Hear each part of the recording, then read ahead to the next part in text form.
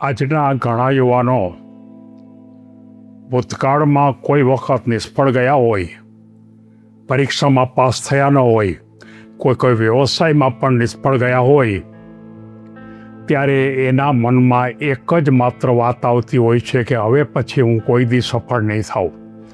અને માત્ર ભૂતકાળમાં જે ખરેખર નિષ્ફળ ગયા એના જ સતત વિચાર કરતા રહીએ અને જેને કારણે એના જીવનની અંદર કંઈ પ્રાપ્ત કરતા નથી. આવા યુવાનોને માર્ગદર્શન આપવા માટે મારે એક વાર્તા લેવી છે. અને આજની વાર્તા ભૂતકાળને બદલી શકાય નહીં, પરંતુ ભવિષ્ય ચોક્કસ બનાવી શકાય.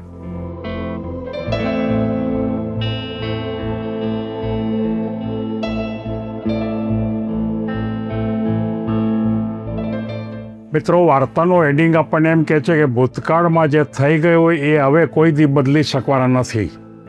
થઈ ગયું એ થઈ ગયું. આપણે જે કંઈ ગુમાવ્યું હોય એ ગુમાવ્યું જ છે. પણ તમારે જો તમે એના જ વિચાર કરતા રહેશો તો ભવિષ્યમાં તમે જે ગુમાવેલું છે એ પ્રાપ્ત કરી નહીં શકો. સુરેશ નામનો એક યુવાન કોલેજમાં ભણતો હતો. ત્યારથી જ નાની નાની બાબતમાં એને નિષ્ફળતા મળે. બહુ સારા માર્ક પણ આવે નહીં. કોઈ વખતે કંઈ વાત કરવાની હોય સારી તો વાત પણ ન કરી શકે. અને અભ્યાસ પૂરો કર્યા પછી એણે પોતે એક વ્યવસાય શરૂ કર્યો અને એ વ્યવસાયની અંદર પણ એ સફળ ન થયા. સ્ટાર્ટઅપ.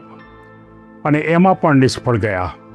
અને એના મનમાં સતત રીતે એક જ વાત આવતી હોય કે હવે હું કોઈ દિવસ સફળ નહીં થાઉં. હું બધી જ જગ્યાએ નિષ્ફળ ગયો છું. મારું બધું જ ચાલ્યું ગયું. મારે બધી જ શક્તિનો મેં ઉપયોગ કરી લીધો, પણ હું કાંઈ કરી શકીશ નહીં, કરી શકો નહીં. ત્યારે એને મનમાં થયું કે હવે મારે કરવું શું. એટલે એક કોઈ સંત પાસે જાય છે અને સંતને એમ કહે છે કે હું જિંદગીમાં હવે કોઈ દી સફળ નહીં થાઉં. ત્યારે સંત એમ કહે છે કે તું અત્યારે શેના વિચાર કરસ?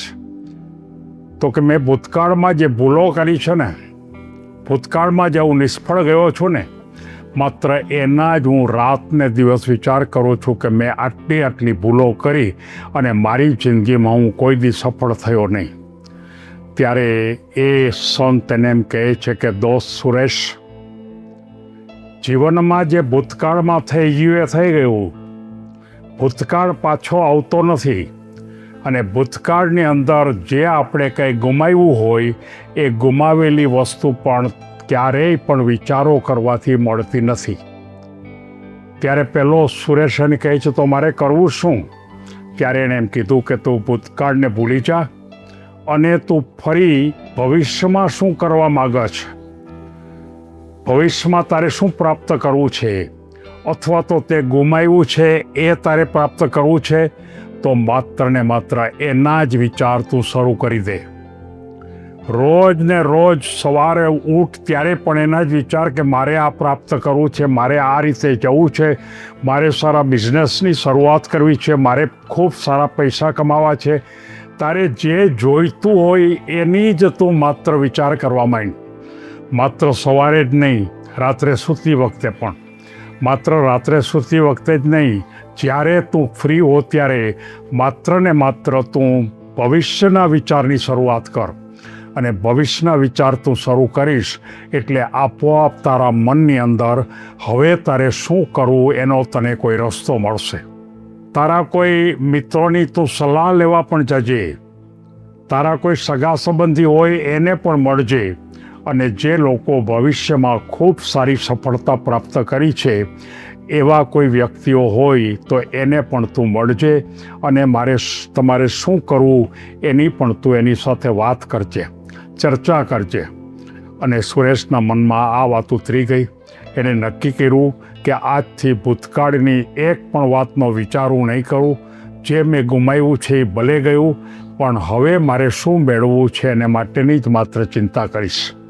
અને એ ચિંતા કરવામાં એણે સૌથી પહેલાં નક્કી કર્યું કે મારે પોતાને ઓનલાઈનનો બિઝનેસ શરૂ કરવો છે.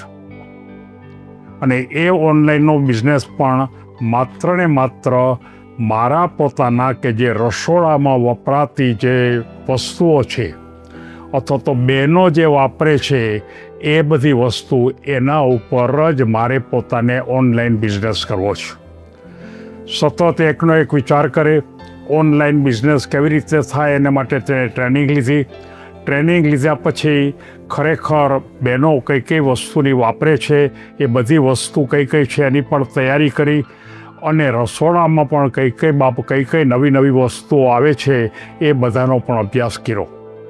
આ અભ્યાસ કર્યા પછી તરત જ આ બધી વસ્તુ ક્યાં મળે છે, કઈ જગ્યાએ સસ્તી મળે છે અને એ પ્રકારે એણે ખૂબ સર્વે કર્યો અને સર્વે કરીને સાથોસાથ પોતાના એક મિત્ર કે જે પણ વ્યવસાય ગોતતો હતો એને પણ પોતાના ભાગીદાર તરીકે રાખ્યો અને બંનેએ સાથે આ પ્રકારનો ઓનલાઈન બિઝનેસ શરૂ કર્યો.